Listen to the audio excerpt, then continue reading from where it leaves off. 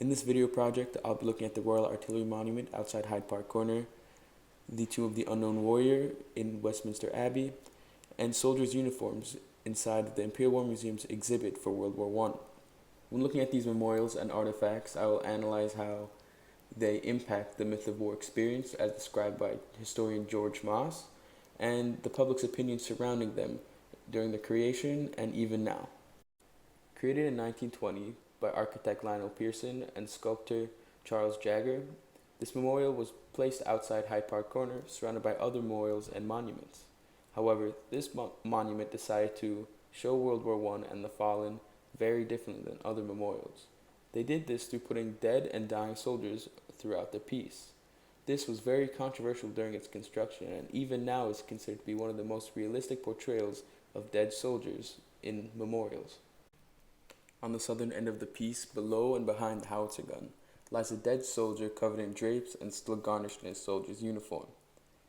This fights against the myth of war experience as described by Moss because it shows its viewers that after the war, many died, leaving loved ones behind to mourn their loss.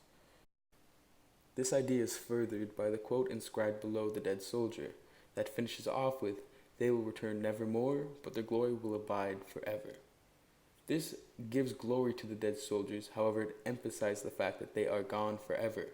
By doing so, it shows its viewers that soldiers died violent and horrible deaths, and when they leave loved ones to mourn them behind, much of the time they have to go to memorials as their bodies have been grotesquely and violently maimed, thus depicting war in its truest form. This monument further fights the myth of war experience on the side of the piece by depicting soldiers in the middle of combat. There is even an image of a man carrying a fellow soldier who is wounded off the battlefield, which further emphasizes the grotesque nature and conditions that the soldiers were put through during their time on the field.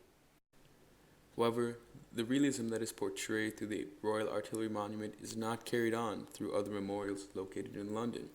For instance, located in Westminster Abbey, the Tomb of the Unknown Warrior was constructed with special care to the tomb. Also created in 1920, the Tomb of the Unknown Warrior revolves around symbolism, with the buryment of a singular soldier to represent all the other soldiers that had fallen on the battlefield.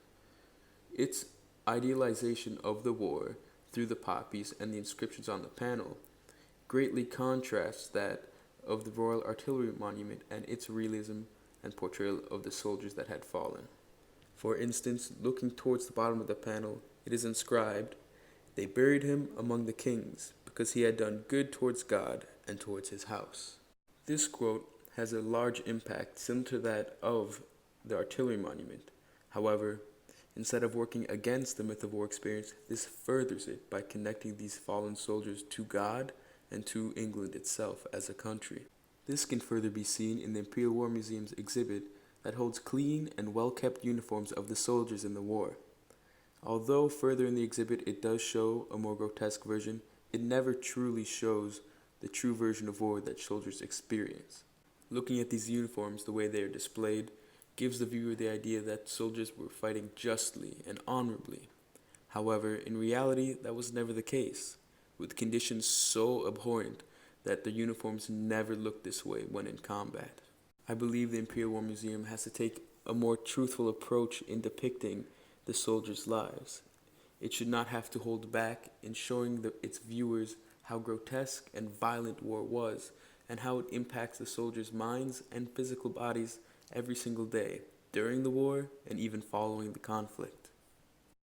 Reflecting on this topic, I find that it's extremely important for memorials and museums to portray the truth behind war while still honoring the soldiers who sacrificed their lives for a greater cause.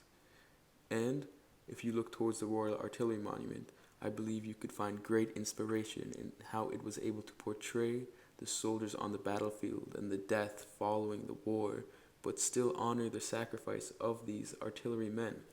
However, I also agree that there is a time and place for symbolism that can be seen in the Tomb of the Unknown Warrior located in Westminster Abbey, because I believe that all those involved and all those who have lost in the war need a space where they can see and honor their loved ones that they had lost in the conflict. Thus, we must look for a balance between depicting war in its true grotesque form and giving people the opportunity to mourn their loved ones, because it it is as important to mourn the dead as it is to educate the living on the grotesqueness of war. If we do not do so, then conflicts like World War I and World War II will continue to happen, with the myth of war experience being the fuel behind all war efforts, causing further death and damage across the globe.